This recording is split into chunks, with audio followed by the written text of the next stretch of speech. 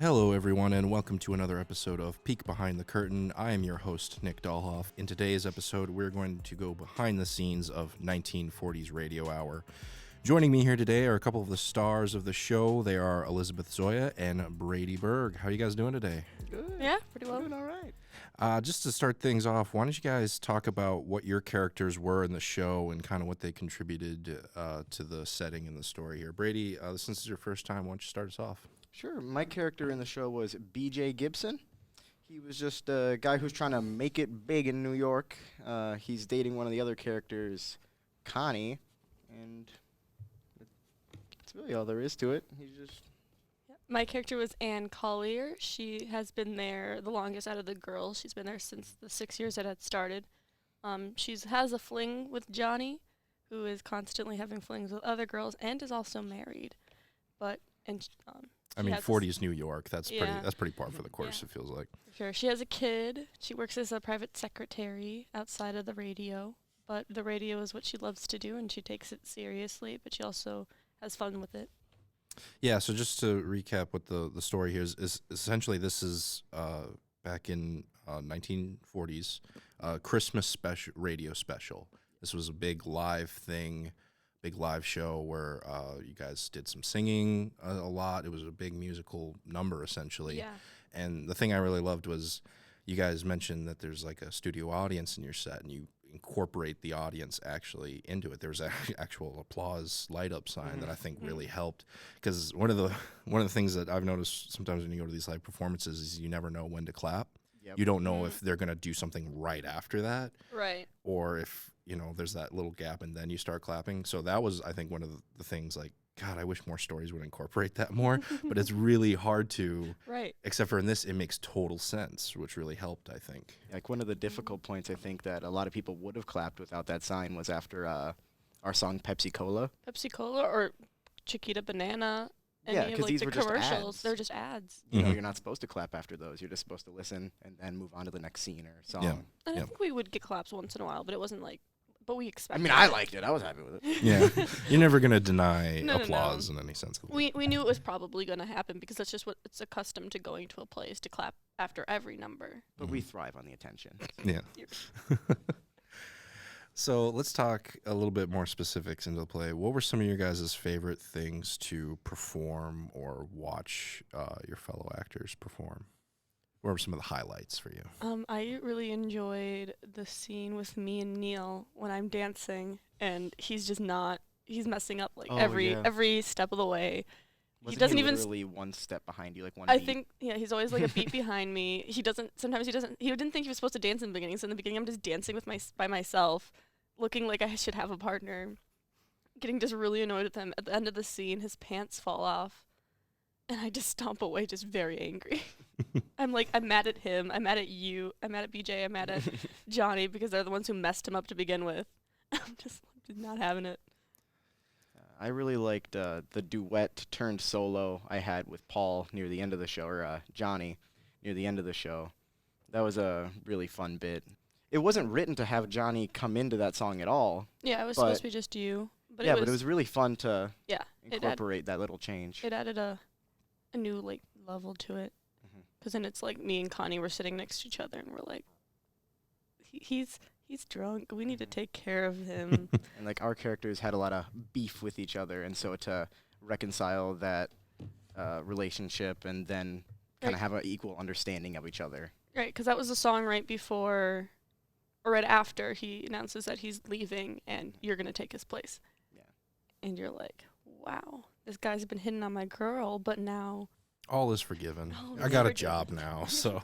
got a solid job now. Kind of looking at the flip side of that coin, what were one of the more difficult parts to perform, or what were one of the more struggles during rehearsals that it took a while to come together, and finally when it happened, it was like the big, like, we did it moment.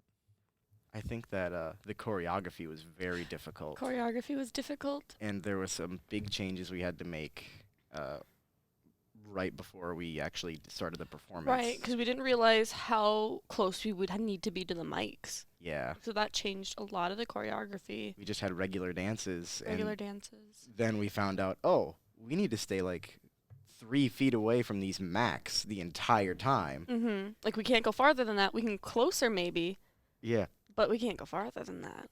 So we tried to keep in as many of the same moves as we could, but a lot of it. And I know we just, at the last song, we just threw kind of that away because, like, we're loud enough as a group that we were able to do it, but So you mentioned the mics kind of throwing a wrench into things. At what point in rehearsals did those come in? Was it like a week before showtime, 2 weeks? right away. Well, we had the Yeah. stands for them. We had the stands for them right Oh, away. But you couldn't tell Right. None, how much it picked you guys up. right. I mean, we had the actual mics in there by at least a good 2 weeks before. But even then, that was just practicing choreography. We weren't actually Mhm. singing while doing it, so we Right. didn't we realize. didn't realize. So then it turned into you were kind of able to freely move as much as you can to take everything you've learned and shrink it down to about half the size or even Right. more. No, we had to get comfortable with each other. That was one thing I noticed is, yeah, you guys all, especially when there's like 3 people to a mic Mhm. in some, 3, 4. yeah, there was, yeah, even 4 a few times. There was sometimes you kind of had to That's like right. Yeah, the very shift. first number.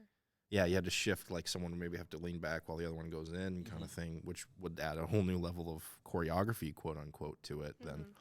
Mhm. Any other things that were kind of an accomplishment that you guys had to go over some hurdles or anything like that?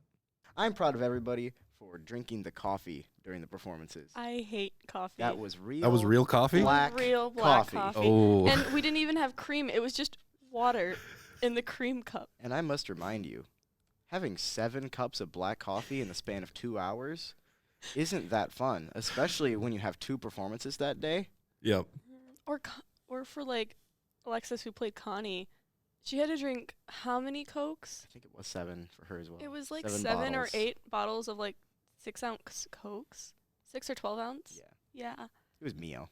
And she was just after every show, she's like, I gotta pee. I was about to say that's the point where a method actor kind of thing comes in. Like, can we write into the script that they have a bathroom break during this scene or something I like really that? wish, but she's on stage all the time too. Yeah. I mean, we all are. I think I'm the only one who has a time that I could go to the bathroom if I really wanted to. And that was during the Christmas Carol scene because I'm not in that. I had a part where I could run out and get water, but I don't think I would have made it to the bathroom. Yeah. I'm gonna be honest with you. I only drink 1 cup of coffee, and Oh, then I I know. would just drink water. I know.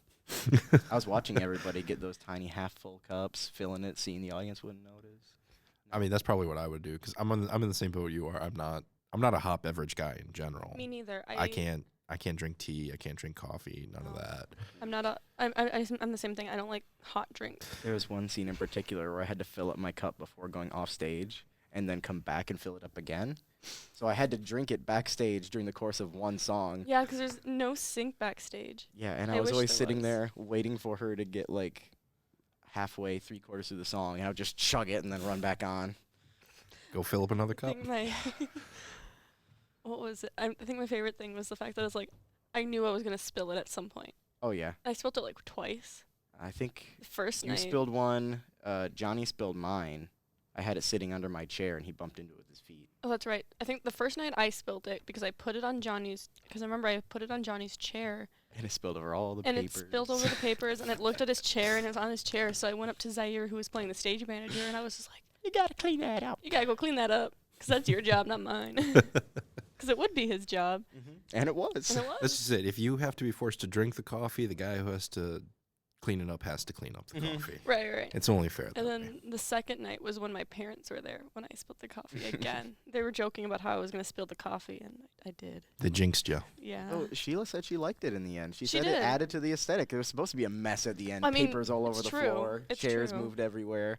It's true. Coffee spilled everywhere. That is It one thing. worked. That is one thing I noticed is if you take a picture of right at the beginning when you guys are starting to file in, and you take a picture of that set at the end, you can definitely tell a live show Just where you were happened. constantly moving. You don't have time to just pick up your papers, do all of that. It really shows that something crazy happened here. For It looked like lived 2 in. hours. Yeah. Right. And I think the coolest part about it is, like, by the end of it, it's all cleaned up.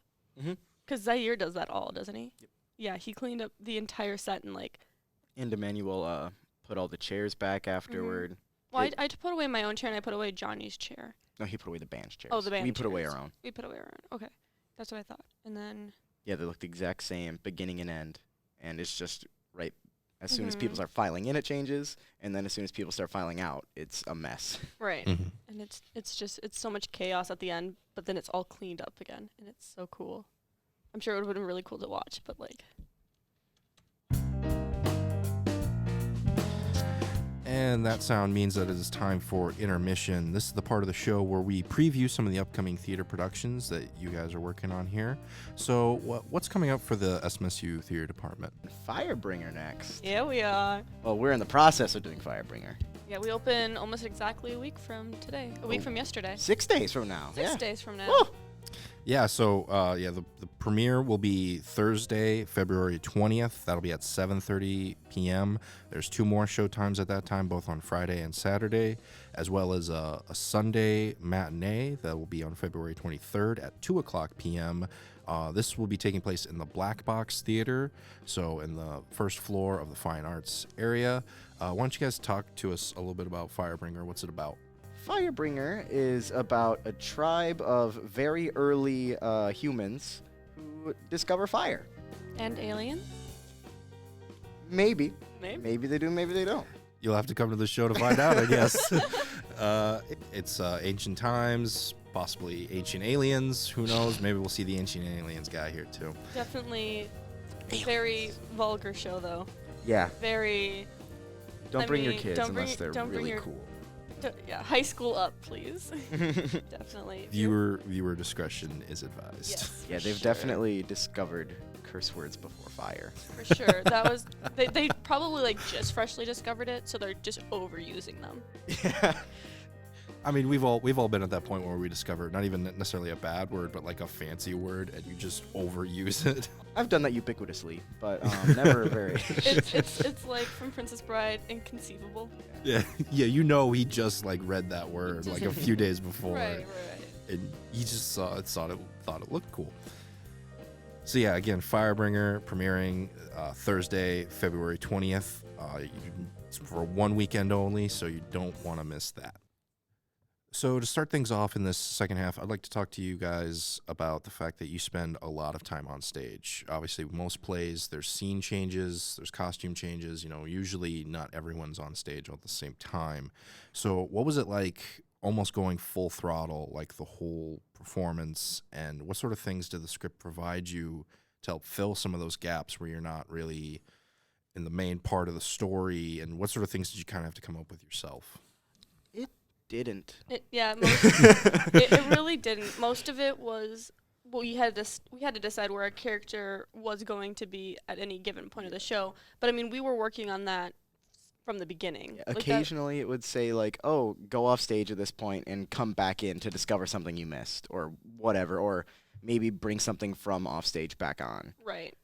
However, most of it was just, Us. there's this thing going on, Are you and involved? the script forgot about you. Yeah. You're not important. You're Figure it not- out. Are you watching the scene? Are you not watching the scene? Are you? Are you getting coffee? Are you going backstage? Is your character going to the bathroom? Is your character going to grab his coat from the coat room and walk outside? Whatever, you figure it out. You figure out what you're doing. But like I said, we were doing this in the beginning of the process. Like we knew from the beginning that this was something that we were gonna have to figure out for ourselves. I think the hardest part about doing that is that you're supposed to keep your character doing something because it just wouldn't look natural if you sat and stared and did nothing. That's not what people do. No. Especially during such a busy show like 1940s Radio Hour. So the hardest part is to not pull attention from what the audience is supposed to be looking at. Meanwhile, You don't need to give your full attention to what the audience is looking at. yeah. So I remember that was the trouble that I had a lot was I would do these big exaggerated movements in the back. Because there's one part where I had an argument with a character, and so Which one? with Connie. We were arguing, and so I had my arms up in the air. I was yelling, "You did this! No, no, no! I'm not the one who's in trouble here. You are, ma'am." And she just out and said, "Brady, I like what you're doing. Tone it down a bit." You're about here. I need you about here right now. Yeah, You're at an 11. We need you at like a 5. 5, 6 max. Yeah. But you do everything at an 11. Yeah. So how long did that really kind of take you time to develop that? Like at what point during rehearsals did you really think you found that happy middle during those mean, those spots? I personally don't think until like around dress rehearsal time when we actually had everything put together. Like I had an idea of what I was gonna do, but it wasn't until like we put the songs in it, we put the band with it, and everything together that I was like, okay. In my like very first dress rehearsal, in my brain, everything clicked then. Yeah. Like we had an idea of what we were doing, but we were never able to execute it fully until that point. That's just how theater always works. Right. And you're always thrown into your character a lot more once you're in costume. Once everyone else is in yeah. costume, once all the lights are set up right, once the sound cues are set up right. And so getting to that point in the rehearsal process really right. made it easy. Something about being in costume really puts you into the character that you are. You're like, oh, I get it. This is how they dress. So like, this is what I'm gonna do. Speaking of some of the things that kind of came in later, the music and the live band that were in the middle of the stage, what was it like finally having that in the mix as well? That was great. It was great. It was Mhm. really good to finally have it, Yeah. because the jazz band has other commitments as well. They didn't have just 1940s to work on. They had their own music and stuff to work on, so they couldn't be there at every rehearsal. So But it they were wasn't- still practicing on their own Oh yeah, a lot. you could tell like the difference between like the first time we worked with them, like in the very beginning, versus like once we actually started. Like they were working on it really hard. So it was really cool, and it was really fun to like work with a live band. And during the downtime in the show when they weren't playing, our characters would interact with their characters, you know? it was So really that gave funny. you another option to work with then too, Yeah. I'm assuming. There's so many people there we could just talk to and get to know. I mean, a lot of us, we didn't know them until the show. And it's my understanding that there were two bands that switched off in between nights, I believe, right? Or there was like an A group and a B group, and was there like people that were in both of them, or Most people were in both. I think it was 3 people who changed. It was the Okay. drummer, the bass player, and the Pianist? the pianist. Yeah. But okay. I was just wondering if like with the different bands, do you do like the same bits that you kind of mentioned that you would interact with them? Did you do the same things with them, or like on different nights? Was it different every night, or did you kind of rehearse and come up with, this is a bit that's working for us right now, let's keep doing this? Or was it, let's try something different every night? I think it was the same for me every night.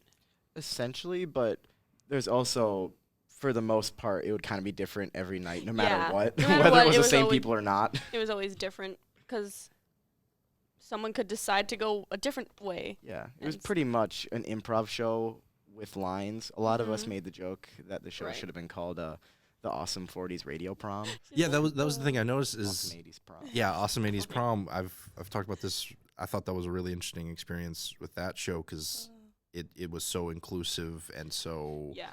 different every night, just depending on the audience and depending on what your certain characters do. And that was one parallel I noticed while watching the show as well. Was Yeah. A lot of people saw a lot of parallels to that. And Sheila directed both of them. Mhm. So it's really fun to work with like Sheila with improv shows Yeah, and era shows. era Likes to shows. She do just very she specific really She time period. she's She really really- big into era she really clothing. is, and Yeah. it's super cool because she comes up with like she shows us all these different kind of ways to research the characters, and she's like always super prepared and works with the library a lot with us. And shout out to Soraya for the dramaturgy. Oh yeah, for sure. And was Care it- to elaborate a little bit more on Uh, that? A Just dramaturge is someone who basically does all the research for any given show to provide to the actors and all the people who are working on the show backstage and stuff to get a better understanding of how the show should look and feel And because of the time and place. she won an award for it, didn't she? Yep. She won nationals too. Like so, she won our region, and then she went on to the nationals, and she won nationals with her dramaturgy for 1940s. At the KCACTF Festival, which is the Kennedy Center American College Theater Festival that we just attended in Sioux Falls. what were some of the things that she found that really helped you guys develop your characters or develop the era? What were just a few of the examples? She Everything. almost everything. I mean, she wrote us. It was like what 4 pages long I worth think of it was stuff like a about 10-page packet. It was huge. right, like just a breakdown of each of our characters and Not things that even. we would know during the thing. It was literally just like everything you should know about the era. It was talking Mhm. about Americans' attitudes towards the war at this point. Right. It was talking 'Cause it about would've the been- music that was coming out, the movies that were coming out, Yeah, it was. certain phrases that we should use. Mm-hmm. Right. 'Cause she really went into it. And on top of that, she also acted in the show. And she made the display for the lobby. Yeah. Yeah, no, I'm very proud of her for winning that award. That was She deserved it, for sure. Are there any other final stories or final thoughts you guys remember from rehearsal or from a couple of the performances? I mean, the fire scene. Oh yeah. Yeah, what was some of the things that led up to getting that put together? I think one of the funny things for me, and I felt so bad for doing this. So I have to like, Allie's character Ginger has to scream fire, but I have to stop her before she does it. And every dress rehearsal, I slapped her face. Because what would happen is my brain would forget to do it until like To overcompensate. until I overcompensated. I would just. So were you just slap like her aiming face. for like to cover up her Just mouth to or something cover like her that? mouth. Yeah. So like to stop myself from doing that, I think the last dress rehearsal I finally got it. I would put my hand on her shoulder when she would first enter, so like I was grounded to her. Mhm. And so then I would like my brain would know where she is, and I would just slowly put my hand there instead of just slapping her right in the face. I never saw that. I never saw a lot of that scene. Yeah, because you're singing and dancing for that. Yeah, I'm singing How About You with Connie during that point. So we're doing a whole dance bit. You And- see the fire for a Yeah, we brief stopped moment. for a second and we're like, "Hey, Clifton, did you know that there's a fire?" And he's like, "Nope, go back to singing. Show's still going." Show's still going. The show must go on, as they Mhm. say. Yeah. Whether it's fireproof or no. And I think my favorite stuff is like me. Once we realize that everything's under control, we all just start laughing as like Mhm. it's all happening. We're just like laughing because it's like, oh my gosh, this is so ridiculous. We're Why just is this looking at the happening? audience going, "This is a joke. This This is is a joke, fine." it's funny. Afterwards, when Clifton comes back on, I'm like wiping off like the soot from his jacket. We're just laughing, and he's just like, just leave me alone. Just leave me Oh man, that was another thing. alone. Uh, Right. Yeah, Aviana's throat. She got sick at performance time, and so we would be talking backstage or before the performance, and she'd be dead silent because she was trying to save her voice for Yep. singing. Yeah. She only spoke up for her lines and for her songs. Mm-hmm. She was completely silent and just mimed everything Yeah, she Mm. when we was. were on stage. Yeah, 'cause she lost. Like it was bad. Like if you heard her talk, like her voice was gone. She made it work though. She did. I mean, Yeah, she. I didn't notice No notice it no at one all. noticed. I mean, watching it, like you could tell the difference in her song because she went from like singing it to like speak singing it. But the speak singing worked really well. That's only because we knew too. Right, and We heard yeah, the rehearsals. we heard the rehearsal, so we knew what she originally was doing with it. But like as an audience member, you wouldn't have seen a difference. And I thought she did really well with like the song. Like I thought it sounded really good. And she was always like, "Oh, that was so gross." I'm like, "Aviana, no, that was really good." Yeah, you could have told me that, and I wouldn't have guessed that at all, or ever even had an inkling of thinking that. Mm-hmm. But that's theater, That is Yeah, theater. the show must go on, as they say. and it did. It It did. It was a great. It was a great show, honestly. Just because you guys had met, even the half an hour part before it, I was pretty entertained seeing kind of what was going on with all that. That's kind of bringing back the improv but scripted thing too. Yeah, because all of those movements were scripted, weren't they? Yep, it Yep. was literally just like 3 pages of saying this person does this over here, Mm-hmm. does this with this person over Yeah. here, then walks off stage while other person does this. Right. The only thing that wasn't scripted for that scene was the dialogue. Yep. That was stuff we had to come up with by ourselves. But But didn't it say like this person talks to this person? yeah, it would say things like, "Oh, this person is trying to kick this person out." Yeah. So then we had to come up with the Oh, words. yep. Mm-hmm. Well, Because it and wouldn't make sense to just mime it. That's Right. not how Yeah. people interact. I remember it's like a that's silent film all of a I sudden. remember that's how we No. originally No, did that's it though 30s. too. Like that's how the actors did it, and it was so it was like a little funny because it looked like they were just miming the entire stuff. And Yeah, I'm that was like the second rehearsal. I second remember rehearsal. Yeah, just I mean seeing it was that right in and the I went, beginning. "Oh, I was like, no, we need to get please don't more." keep doing this.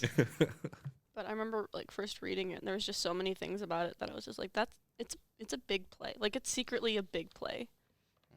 Like looking at it, it doesn't feel like it, but you get to reading it and like breaking it down. It's a big piece. I think that one thing that took a lot of work to get towards, but I think we did a pretty good job, by performance was talking over each other. Mm-hmm. Because there were a lot of lines that would just be written like a normal script in sequential order, but on the side it would just say at the same time as this Mhm. being said. Yep. And so it's supposed to just be chaotic, and Right. audience probably doesn't know what they're saying, but they catch little bits from this side and this side. Mm-hmm. It again goes to like which character you're watching that night. Mm-hmm.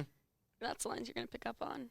And that was something really cool that really set the mood for the whole show that I think that we really got Right. It gives the glimpse pretty of well. it gives the glimpse of the chaos that's gonna happen. Yeah, because anyone who's done live productions knows not everyone's speaking in turn. Mm-hmm. There's not, everyone's taking their time to say their piece. There's about 5 different people at least all saying very important things. And then sometimes you also have like 3 people also not saying as important things, but they think it's important. But and it does. You said it really adds to the chaos, the controlled chaos that it is.